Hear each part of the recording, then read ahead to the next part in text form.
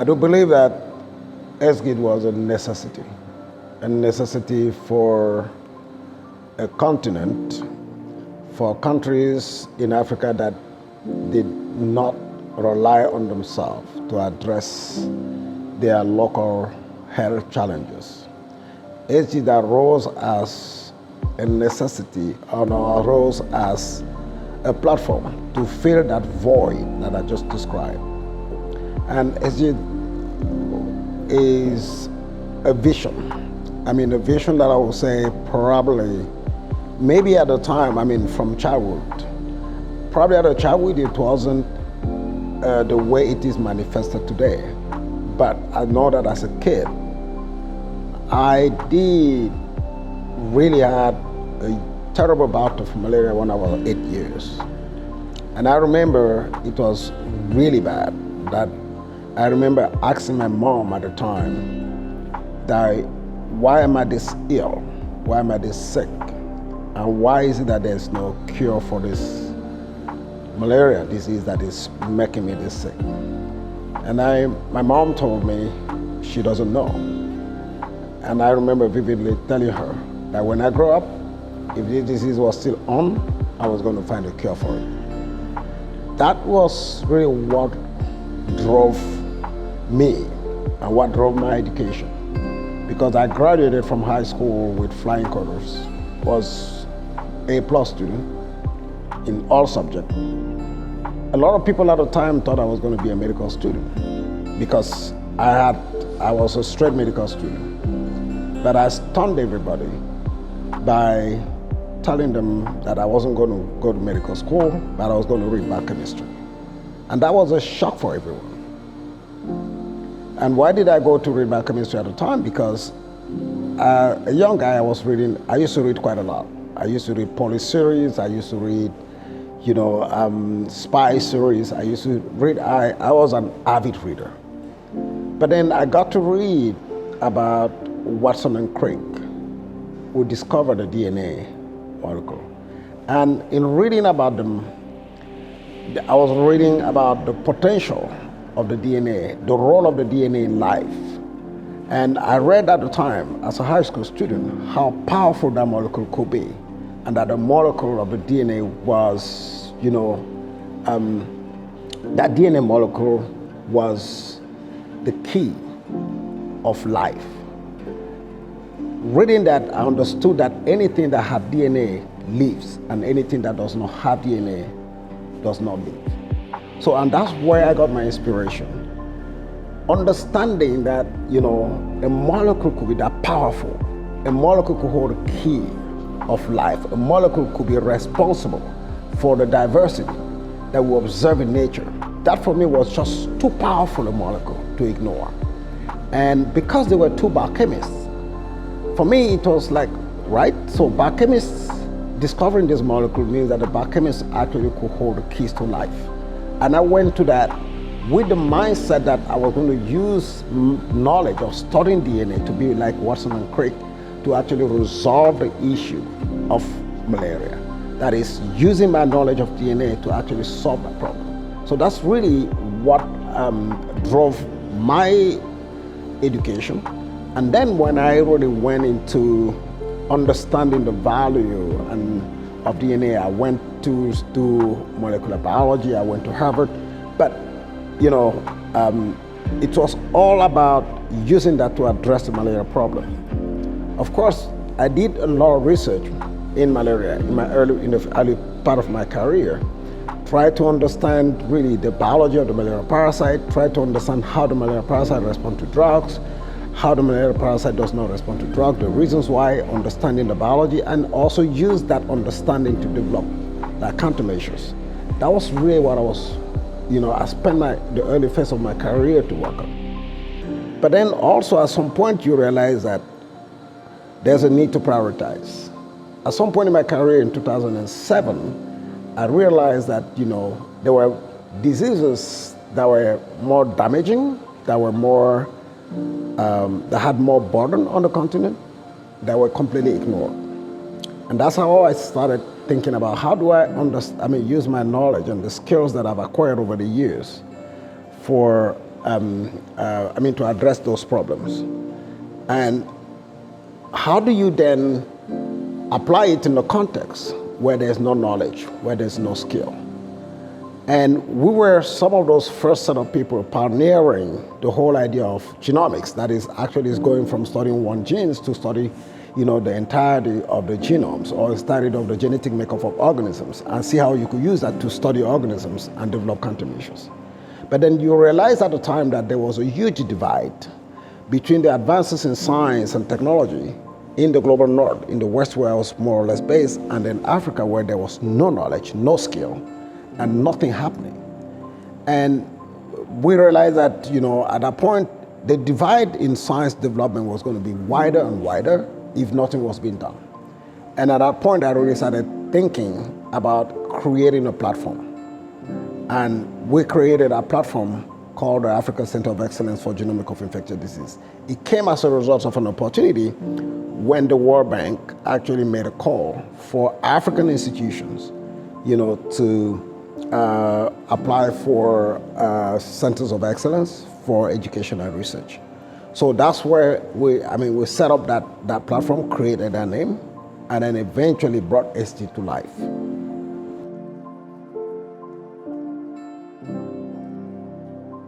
So let me start with malaria. I think ACEGID, when we got started, I want to say that malaria was one of our priority diseases.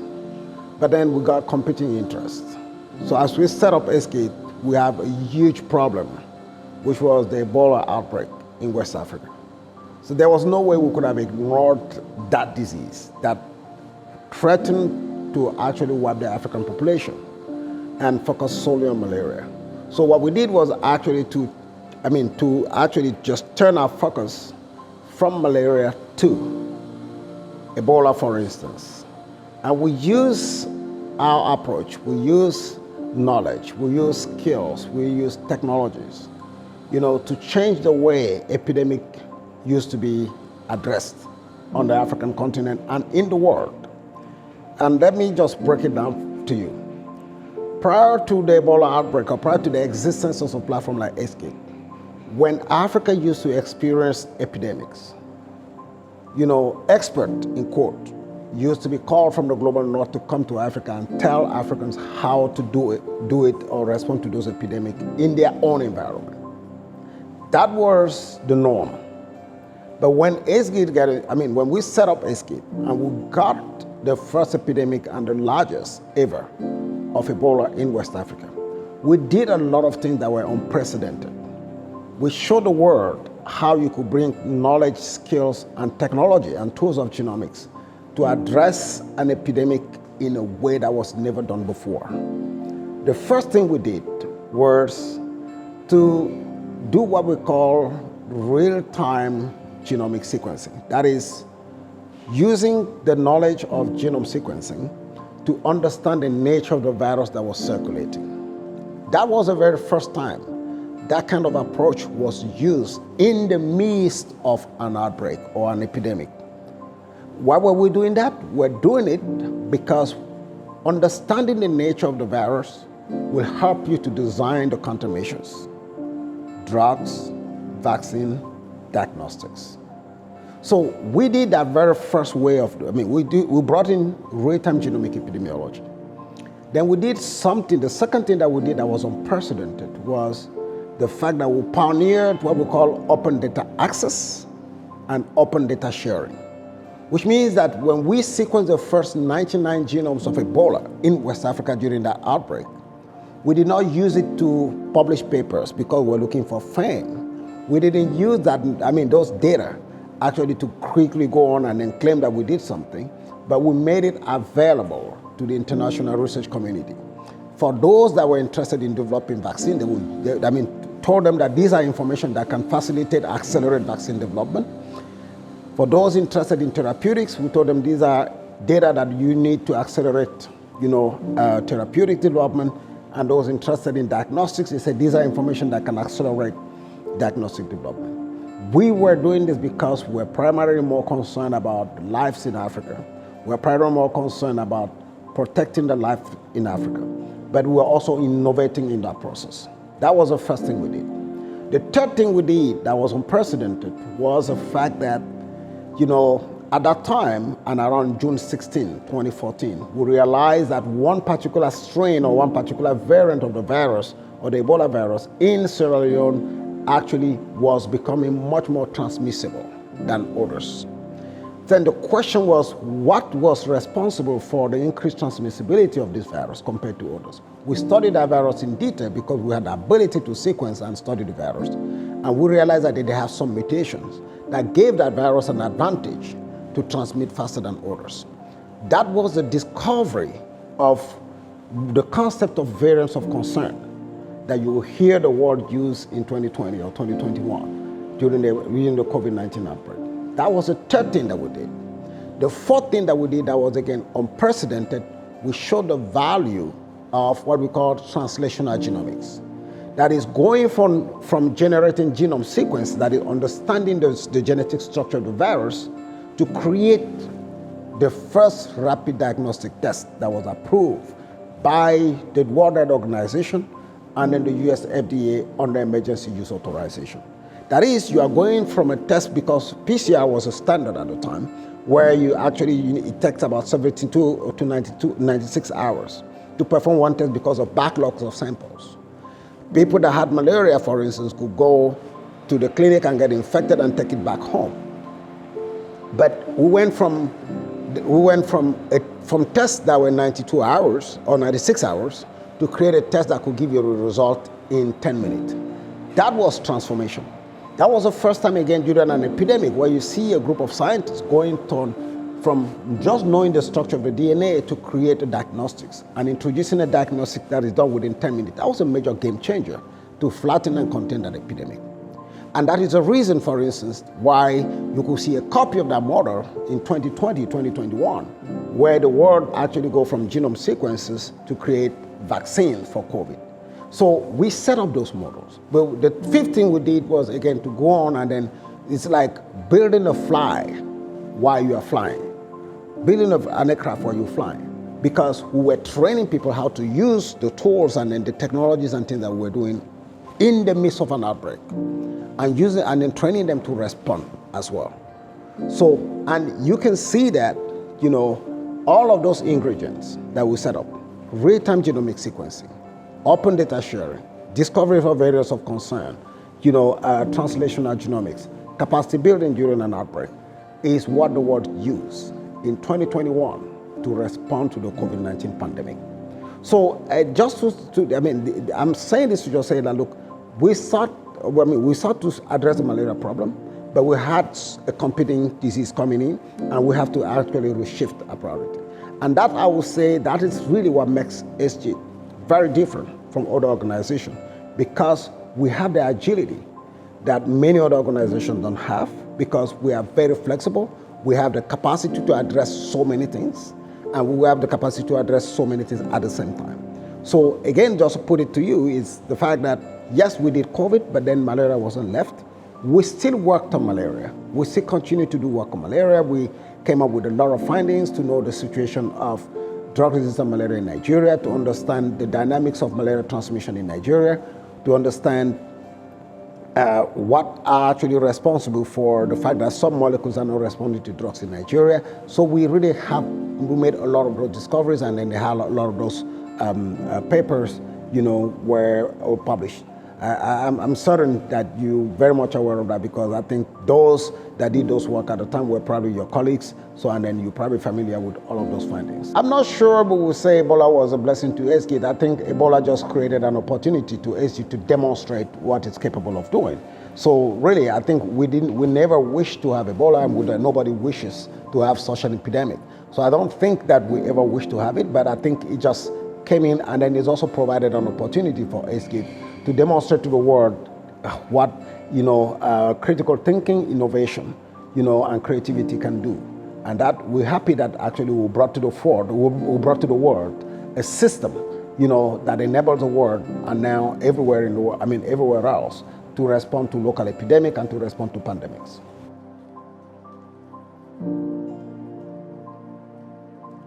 With all sense of modesty, so I think usually don't like to say this, but I mean, with all sense of modesty, I will say that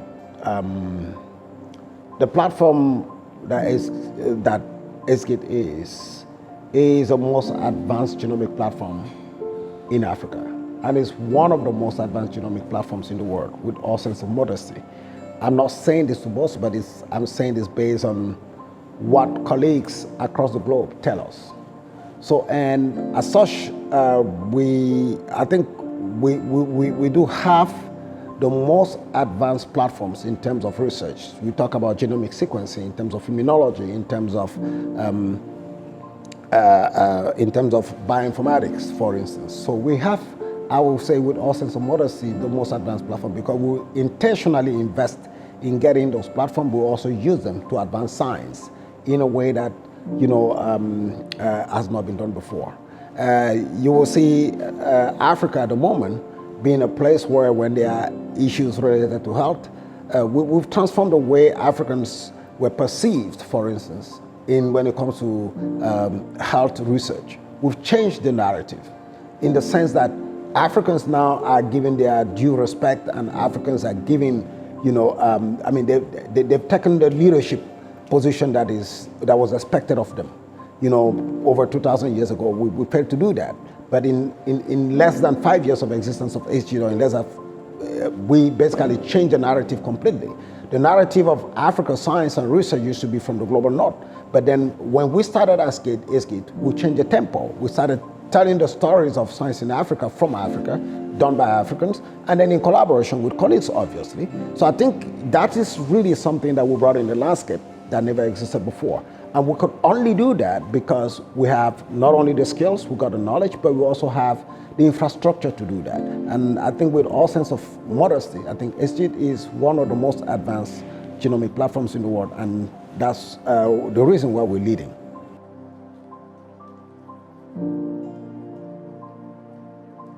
I would say that I want to give a lot of credit to the World Bank for being transparent in the process that led to the selection of ACEGID as a center of excellence in education. In the sense that, when we were starting this process, of course, it was a national process in Nigeria. We were dealing with institutions that were over 60 years old. Redeemers University at the time were barely, I think, about 13 years, if I recollect. So, and we were nowhere. We were actually not counted upon. So, and I remember when a member of our team went to drop our proposal at the National University Commission, people were really making fun of her by saying, oh, even Redeemers University drops a proposal.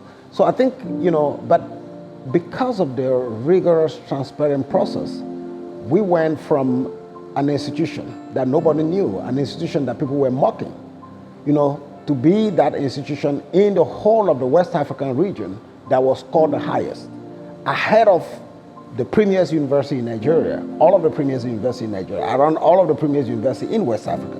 ACEGID came on top and was the first.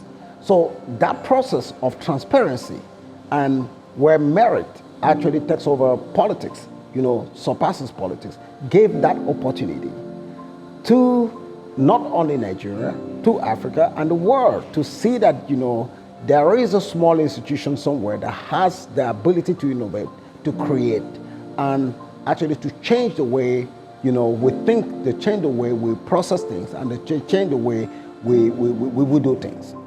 That you give it to the World Bank. They provided funding, and then at the same time, the U.S. National Institute of Health actually gave us some seed money to also start it through another grant. Those two grants were very catalytic, for the establishment of ACEGID and also for what ACEGID could do. And what is interesting is the fact that with little resources, not much, we charted, the records, in the sense that people were shocked with what we could do with so little. And that gave us a lot of credibility. That gave us a lot of recognition. And from the World Bank, the NIH, we had many other funders that joined, because everybody wants to join what is successful. So, and then that's how we got people actually coming, on their own to donate to ACEGID because of the work that we're doing. And today we have a coalition for over 50 funders across the world that are actually supporting what we're doing here. And simply because we are doing it not for ourselves, but we're doing it to save life. And we're creating the next generation tools, to ensure what I call not only the national security in Nigeria, but also Africa health security and then global health security.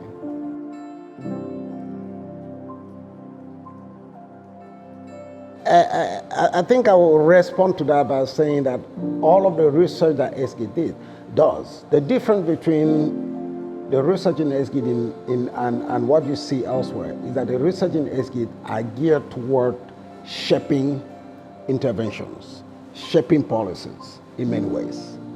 You will realize that you think about Lassa fever, for instance. I want to give you just many examples. The work of ACEGID helped Nigeria change the way they think about malaria treatment in the country. The work of ACEGID helped Nigeria, and then not only Nigeria, but the world, to accelerate the development of a vaccine for Lassa fever. It is the work that we pioneered here, that is sequencing the first genome of Lassa, that led to the acceleration of the vaccine against a disease that was considered a neglected tropical disease. Today we have 2 vaccines undergoing clinical trial. We're involved in one of those vaccines. We are actually pushing that, almost across the line by doing a phase 3 clinical trial in Nigeria and other West African countries. If ACEGID did not provide the genetic makeup of that virus, there's no way within 5 years of making that information available, we would have had 2 vaccines. If you look at yellow fever, for instance, we use, again, the knowledge and skills in ACEGID to help NCDC to contain epidemics, nip them in the bud. If you look at the way we did, again, for Lassa fever, we are in the national, for instance, in the National Technical Working Group for Lassa fever. So that is shaping policies, developing algorithms, for instance, on how to diagnose and manage and treat such a disease. The same you go for, if you're talking about Mpox, you talk about, COVID-19. It is the protocol that we developed, for instance, because we did the first genome sequence of SARS-CoV-2 in Africa. Remember that Egypt was the first country in Africa to report SARS-CoV-2. South Africa was the second country to report SARS-CoV-2. Nigeria was the third country. But what is the difference between Egypt, South Africa, and Nigeria? The difference is that while Nigeria has a suspected case, within 48 hours, in Nigeria we know the nature and the genetic makeup of the virus. While in Egypt, 3 weeks after, they don't know where to start. While in South Africa, 2 weeks later, they don't know where to get. But then we use such information to help the government to respond to the epidemic. Also remember that in 2014, when the world could not tackle Ebola, where we're having 11,000 deaths in just the other small countries in West Africa, Nigeria, which has a population of 230 million, and having an epidemic starting in a country like Lagos, in a city like Lagos with 23 million, end up with only 20 cases and 8 deaths. What is the key, the recipe behind the miracle, is ACEGID quietly diagnosing in near real time and giving information directly to public health makers and showing them exactly where they should go and then tackle the problem, where there is the hotspots are, how to isolate people, how to segregate people. That was the magic behind Nigeria's success in many ways. So when you see Nigeria going in the annals of public health, beating an epidemic of the magnitude of Ebola with only 20 cases and 8 deaths, is simply because ACEGID was quietly working behind the scene and providing information in real time. And it is the same when you look at COVID. In the case of COVID in Nigeria, I can tell you we have dashboard. We were providing information to the Presidential Steering Committee in real time. We knew at different time points which variant was circulating in what area of Nigeria. At some point, we knew that there were 49 different variants circulating across Nigeria. We knew which variant was circulating where. These informations are very critical to understand and drive interventions. But then these are things that we're doing quietly. And then when you hear about ACEGID, when you talk about policy, it's not just policy. I can tell you with confidence that apart from supporting Nigeria, we supported, in terms of response to that COVID-19, 42 different African countries directly. But then in addition to just supporting the 42 different African countries directly, what we did was we trained people in 53 out of the 54 African countries. So indirectly, we impacted the life of about 1.4 billion people. That should show you the impact. So I think the impact of ACEGID that you say is not only in Nigeria, but actually the impact and then the way we drove this is incredible. You see a center in a small institution, but have that kind of impact that is basically affecting positively the life of 1.4 billion people. So it's just to let you know that it's not just policy-wise, but it's actually the impact directly saving lives of people. And that's our business.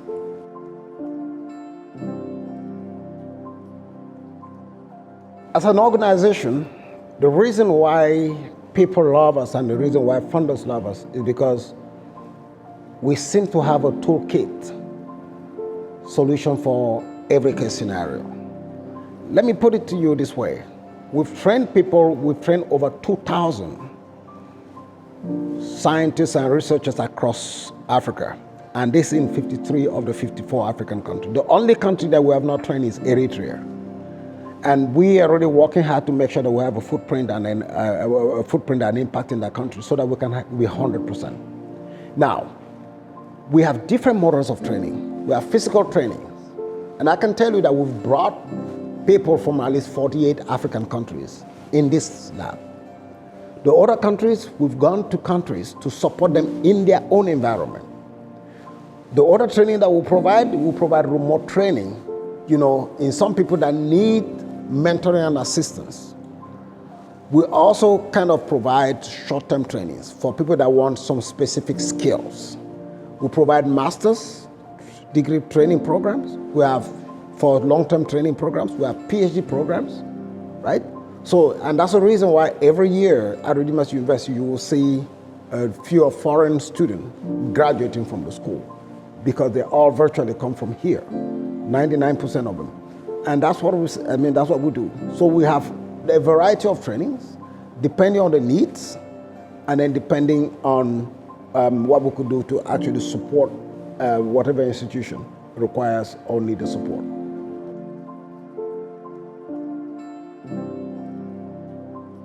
I would say that one of the greatest collaborators of ACEGID is actually the Nigeria Center for Disease Control, NCDC, with whom we collaborate a lot. The Nigeria Minister of Health also works extensively with us. I will mention a few hospitals. We work with a lot of state ministries.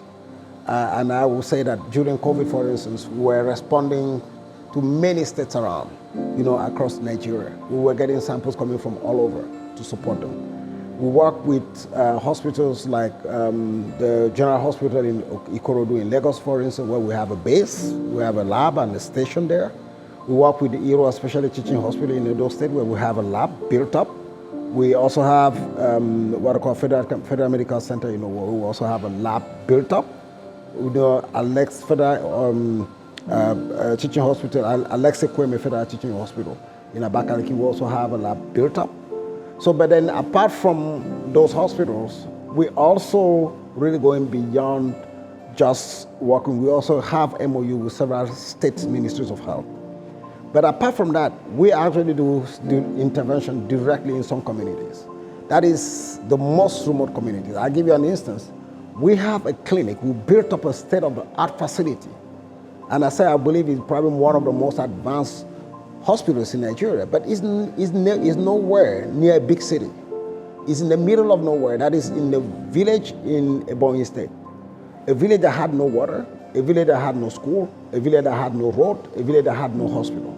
But we went there to transform that village by building an ultra-modern cottage hospital with state-of-the-art equipment that has, I would say 2020 model of ultrascan. You're talking about ACEGIs and everything. We made sure that we turned that small clinic, small village hospital to the best hospital. I think one of the best facilities that you could see in a hospital in Nigeria is in the middle of nowhere. We put solar, that small hospital runs 100% on solar, right? But apart from doing that, we provided water in the community. Apart from doing that, we provided light by putting solar lights all over the community. Apart from doing that, we created, housing for medical personnel. We created a small school for the student living there. And guess what? We were very shocked the last time I visited that place. I saw a lot of young people. And then guess what? Apart from doing that, we installed Starlinks, that is internet, in that village, in the middle of nowhere. So when I visited that village, we saw a lot of young people in their 20s and then 30s. And I was shocked. What is going on? And that's when the, the king of that community told me that you don't know what is happening. That a lot of young people will leave the city to come here because in this village now they are having everything. They got water, they got electricity, they got a hospital, they have satellite internet. So what else do they want? They got everything in that little community. But of course, it is, and then we have data to show that in terms of diseases, waterborne diseases crashing down, and then also a lot of diseases because there's also a lot of health education in those communities. So we're definitely transforming that community that was in abject poverty. Because I can tell you, when I went to that village the first time, there was no well. I was thirsty, I wanted to drink, and then they said, well, they don't know what I would drink. That's really what made me start, investing in that village. And they took me to a place. What used to happen is that all of the gutter water, they drained the gutter water into a small, small valley. And then they created a small dam. So they blocked the water from that valley to go out. And it's like a small lake. And they will wait for that water to settle. And then they will go and scoop the top of that water. That was what people in that community, I think an hour from Abakaliki, were drinking. But we changed all that. So, and that is the impact of an organization. We're looking beyond research. We are thinking about changing lives of people, beyond just the science and then the research that we're doing, but giving hope to young people, giving them opportunities, and then giving them futures.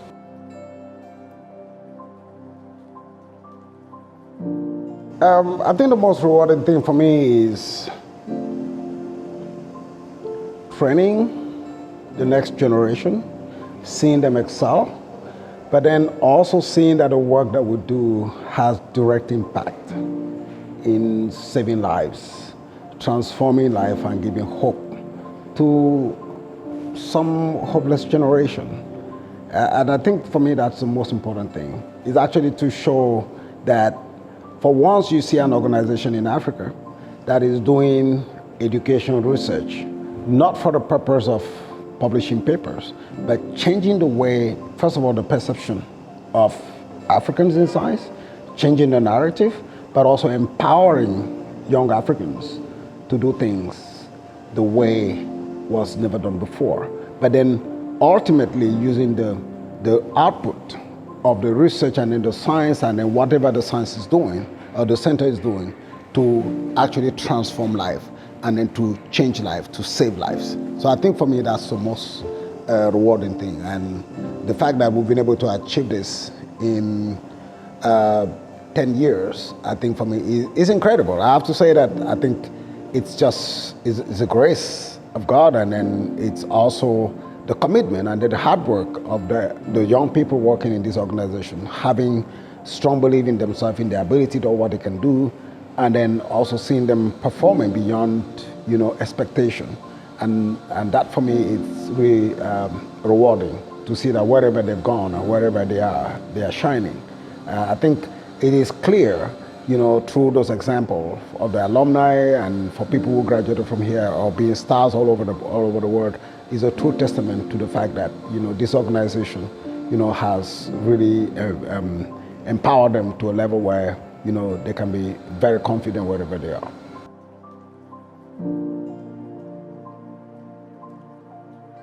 I'll probably surprise you by saying that I don't think that award has really not changed my person, and I think my work ethics has remained the same. It's encouraging to see that a university recognizes, hard work. So which is a good thing, but I guess for me, it's, I think I've always worked hard, and I will continue to do that. And to be honest with you, the work that we'll do here is really not for the awards. Those awards will come maybe, but we're really not doing what we're doing because we're expecting some perks from here and there. We're really just driven by passion. And I think if some of those awards or those recognition comes along the line, they are appreciated, but really, I think, again, I would say they are appreciated, but I think we are on a mission, and with or without those awards, we just remain focused to do what we're doing. But I want to say that while I am grateful to Redeemers University to have thought that I was worthy of receiving such a thing. So, and I would just say that it's a recognition of hard work, and I do hope that that can inspire other academics and colleagues in the system to work hard and then to also get rewarded for what they do.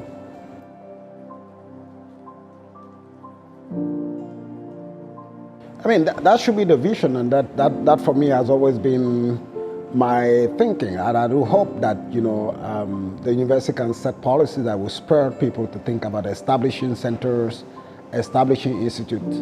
And by the way, ACEGID is, this whole system is transforming from being a center to an institute.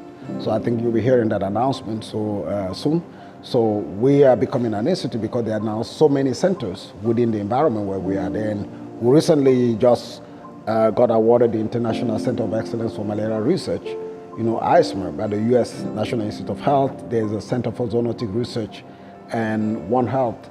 So, and then there's a center for machine learning and artificial intelligence. There is, there's now a Center for Human Genomic Research. So there are just too many centers that over the past few years have sprung, and then I think the wisdom of the board, is actually to set up an institute under which, all those centers will be evolving. So I think we're growing to become, we're becoming an institute. But I think that should be, the aspiration of any academic in an academic setup. I think it is, we're not pioneering it here. We're not the first. Everywhere in the world, individuals, academics and professors establish through funding, external funding, establish their research centers or establish their research institute. So they are not university-funded institutes, or they are not university-funded centers. So I think, what we're doing here is not new. So we're establishing this institute, and we hope that, individuals in other places can learn from what we're doing to also set up centers and institutes, with funding that will sustain them for years. So I think we're happy that at least within the university, when we started with the African Center of Excellence for Genomic of Infectious Disease, ACEGID, that there was, I think, Professor Onabuna in chemistry that also established a center called AceWater, which makes sense. So, but then we want to see many other centers in other faculties, in other departments being established by academics. And that's the only way you can create an environment that flourishes, that strives. Because if we remain the only center, viable center, or the viable institute in the university, I can tell you that we are an endangered species, because once you are alone in the midst of poverty, then you're in danger. Whether you like it or not, they will eat you up. So I think the reality is the university should set up policies and mechanisms to encourage people to establish, research and academic centers of excellence in the university and institute in the institution to drive research innovation. So I don't think for us, I have to tell you, we're not very happy to be the only center and institute. No, we really want to see many more so that we can collaborate and work together, because it's through collaboration that we can actually make greater impact.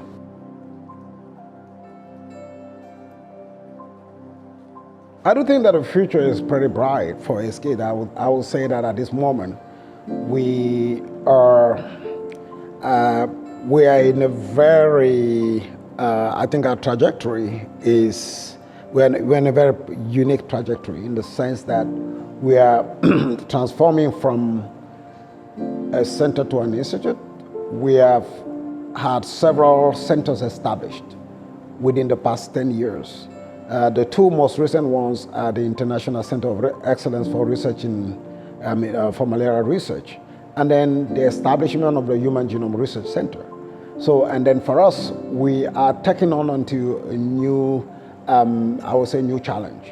ACEGID has always been very focused on infectious disease, but now we are taking on human genome sequencing to address the challenges of non-communicable diseases. So you're talking about cancer, you're talking about metabolic diseases, you're talking about cardiovascular diseases, you're talking about, things like diabetes, the different type of cancer. So that is the next challenge that we are taking on. We really want to now use the knowledge and the skills and then the machineries and the infrastructure that we have for infectious disease and take on onto those problems and this is also based on the observation that Africans are now playing key roles in those spaces. We now want to fill that void.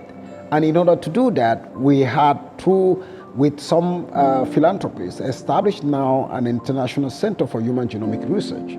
And that center definitely going to be the most advanced center in Africa. And by the way, we basically just we just established the sequencing of the first human genome sequence in Africa on the Illumina NovaSeq X Plus.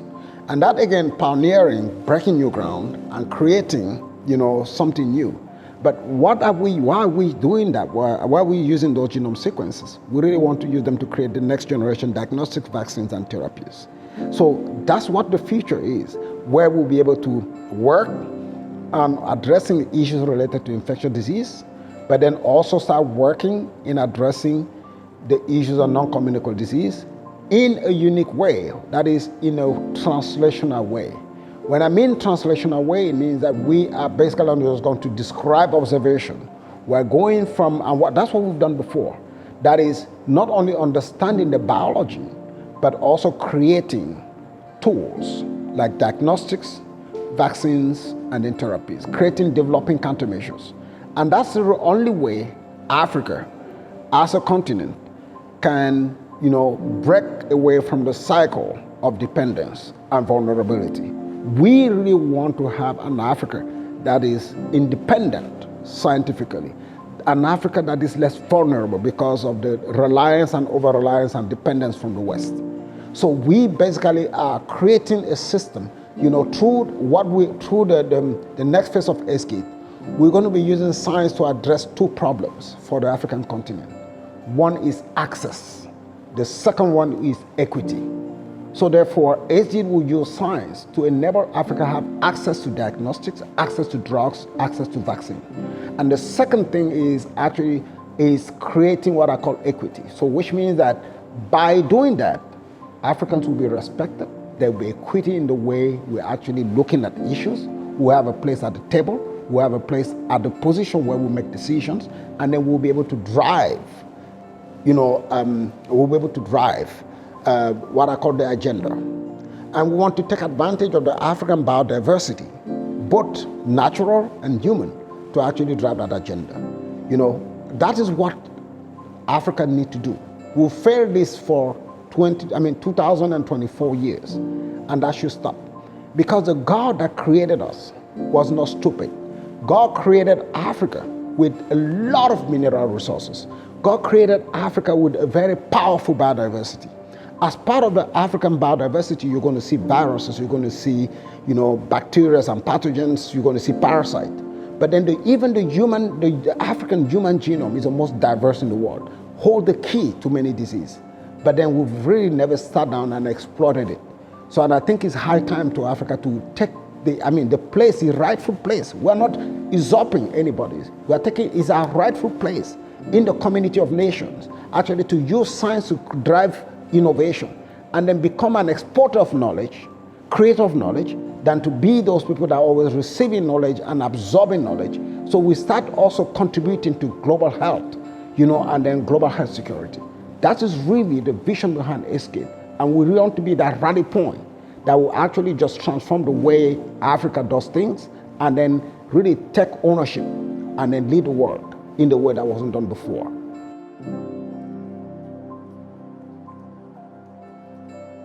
I will tell any young person, follow your dream. Follow your dream. And when you follow your dream, be focused, be resolved. It's not going to be easy. And then do not let people discourage you along the line. When you dream, You see what you've seen. People around you don't see what you've seen. And when people tend to talk to you, they're probably not talking from a vantage point. They're not talking from a vantage point. They're talking from a very peripheral point of view. It's you that have the dream, that know what it takes actually to get there. Keep your eyes on the ball, and then stop being distracted. There are just too many things distracting young people these days. But then the reality is that the few that are focused will be the ones that will succeed. You have had a vision. So how dare somebody else come tells you that you can't succeed when you know you've seen the vision, when you know you have the vision? And this is the point. This is what I don't understand. When I was coming back from Harvard and then coming here, you know what? I had a vision. A lot of people told me, my colleagues and friends in the US told me at the time, oh, well, you know what? We know you'll be back here, right? Simply because they believe nothing works in Africa. But then the other thing that ACEGID has done is actually to prove that in an environment where there's hostility, in an environment where there's negative press, in an environment where people think that nothing works, you could prove the world wrong, to tell people that, look, I can get things work. But how do you get things work? You can only get things work if you believe in what you're doing. You go through the pain, you go through everything that it takes, but you remain focused. And if you remain focused, you will reach the goal. And what I'm saying here is really not extraordinary. What I'm saying here is not new. You get inspiration from the Bible. You'll see what Christ has gone through. When you know that he knew he was going to go through the pain, he knew he was going to get sacrificed, he knew everything. But because he was focused on the goal, he had to go through that. Of course, there were pain, there were suffering, there were everything. But the question was, did he, at the time of going through pain and everything, reach the ultimate? The answer is no. But obviously, when he reached the ultimate, it was mission accomplished. So that should be the psyche of everyone. We draw a lot of inspiration. Everything is right there in front of us. But then the question is, are we ready? That is the point. Are you ready? And I was telling you, I tell my kids and I tell anybody, I said, let nobody tell you that you cannot do something that you have decided to do. Let nobody tell you that. I tell that to my children. I say, you know what? Whatever you want to do, if you put your mind in doing it, you will do it, no matter how long it takes, right? So I think that's what I would tell any young person. And then let them be driven by passion. Let them be driven. One other thing that kills a lot of young people, they get distracted by what? Pecuniary gain. Let them not get distracted by how much money. I got a lot of, again, these are things that are personal to me. I got friends of mine who, have their grandfathers today. But I still have my son that is already 10 years. But it was because I decided to take my own route, right? To focus more time studying, doing work, and I started creating a family later in life. But that's my choice. Nobody could tell me not to do what I wanted to do. I got cousins that are CEO of big international, firms. But I remember in those days when I used to be in school, they would ask me the question, what are you looking for? So what is your problem? Look at you at your age. You are still studying, you are still researching, that look, we are well established, we're made. But did that distract me? No. Was I interested in the fancy cars and then the houses and the position that they had? No. I had my own vision. I wanted to do what I wanted to do. I was passionate about it. I was driven by passion. And nobody could tell me otherwise. And if I were to start my life all over, I would do the same thing because I'm so passionate, I'm so excited about what I do that I really tend not to see what goes around me. And I will tell you, and that's where your power lies. That's where your power lies. We get distracted. You're doing what you're doing so well. You're excited about what you're doing. And then they tell you a billionaire is passed by and then suddenly you start thinking about money. No, come on. Or they tell you somebody is very powerful passed by and then you're interested in his power. Come on. Your power is where you are. That billionaire or that very powerful man in the system or university or wherever you are does not have what you got. Be happy with what you got. Do what you do very well. And then that's where your strength is and that's where your power is.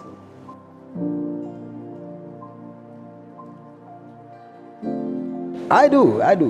That the impression, yes, I work extremely hard. The truth of the matter is that to be at a level where we are competing internationally, you got to work 4 times more than your colleagues in the global north.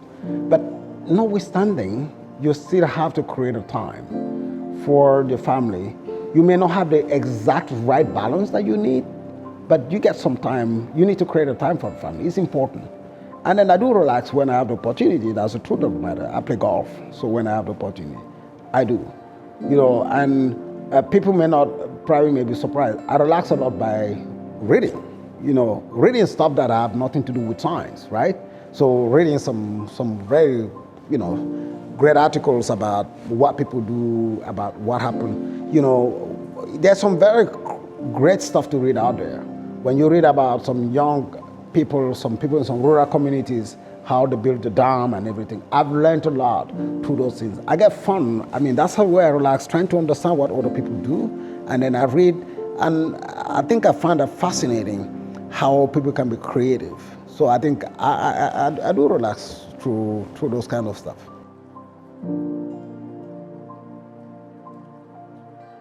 I would say the ACEGID Phase 2 is an addition to, it's basically an extension of what we've done now. So that new phase has additional laboratories, that new phase has a big auditorium, that new phase has a virtual reality center that will pioneer in virtual reality education. That's what we want to do. That new phase has like a viewing center for the young people in this environment. We have 20 apartment, 60 apartment, yeah, and then we got a canteen. So through that new phase, we gradually building the community that we need in the environment where we are.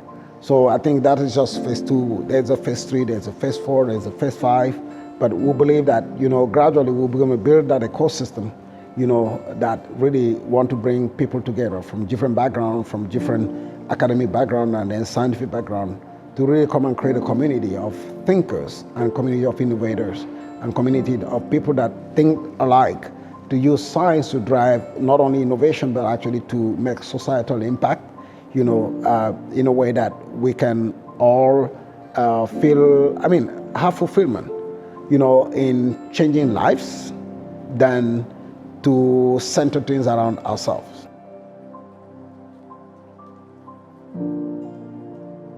Yeah, but that's exactly what the science communicators do. Someone like me, I know how to do science, but I don't know how to communicate science that well. So I think somebody has to take the science that I do, break it down to the level that a common man can understand. And that's the beauty about having science communicators, so that your science is relevant to the common man, so that the common man understands your science, and then you could basically just draw inspiration from what they think, in order to improve your science. It's a two-way kind of traffic.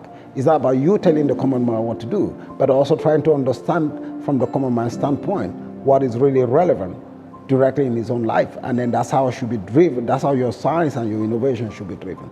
That's the real reason why we're really creating this, in order to break the silos, in order to take the science out of where we are into the communities, and then also get feedback from them, so that from those feedback, we can actually go and then do a science that is actually more meaningful to the people, because that's really the reason why we're doing this.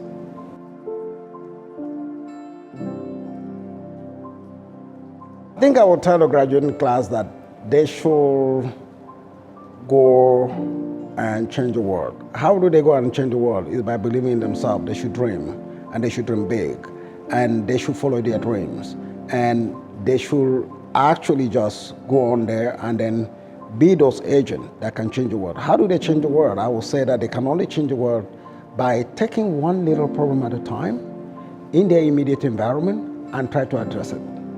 If each person did that, you will see this world changing. If each person took a little problem and tried to address it in his own way, you will see the world changing. You need a community, you need a village, you need a community to change an environment. An individual alone cannot change an environment. You need a community. No matter how much you do, if you're just alone in the midst of people that are not actually driving or rowing in the same direction with you, you're going to have challenges. But if we all, in our own little way, were positive and impactful in the way we're doing things, before you see it, we would have changed our environment. Before you see it, we would have changed our community. Before you see it, we would have changed our state. Before you see it, we would have changed the whole country and the continent and then the world. So you need each person playing his role. And that role, nobody can define it for you. You got to define it. You know, what role do you want to play as a change agent? And being a change agent does not mean that you got to be globally impactful. Being a change agent means that you can actually just be impactful in your immediate environment. No matter how small, you need all the little dots. You need all those little drops to make an ocean. So let them agree, each and all of them, to take one single challenge that they believe that they can actually address. And by doing that, they will make their own environment better. They will make the country better. The country cannot even, Nigeria and Africa will never get better through this leadership. Nigeria and Africa will get better through its citizens. That's just the truth. If we want to change country, let's start by ourselves. And then from ourselves, we go into our immediate families, from our families to our communities. That's the way it is. I think we are not making progress because as people, we have not even changed ourselves. We got to change ourselves to start with. When you see a lot of young people out there, you say, okay, where are you going in the next 2 years? They have no clue. They can tell you. What are you going to be doing the next 1 week that is meaningful? He can tell you. So I think it's all about, am I thinking right? Am I doing the right thing? That is a question that we need to start asking ourselves. So and then when we start asking ourselves those questions and being truthful to ourselves, and by the time we ask, we find that we are not doing the right thing. What is preventing us from doing the right thing? Is because we are not thinking beyond what, So the only way, I keep telling you, happiness, if you see people that are happy, it's not because they got a lot of money. It's not because they got all the things around them. No. When you see real happy people, it's just because when they see things around them and then they see the way they've impacted the environment or the way they touch other people, that's where the real joy comes from, right? It's not by how much money you got. Forget about it. It's how much you look at the environment like this. When I sit back, I see places. I was talking to people from the Gate Foundation. And then the Gate Foundation, they'll come to me and they say, what kind of person are you? I'm like, what do you mean by kind of person? They say, you know what? We were in Africa doing an assessment on the Gate programs, not related to me. They said they went on 18 African countries. And they went to the national public health institutions, the Ministry of Health, in those institutions. And in everywhere they went, as they were talking to people, trying to assess skills and everything, that the name of ACEGID was coming. Every single country, they'd be like, my God, what institution is this?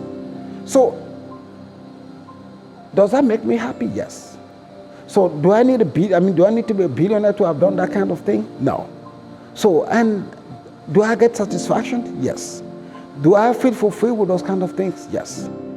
So that's just the way you do it. If everybody was able to say, oh, well, I want to just positively impact my environment, then before you see, you go beyond your environment.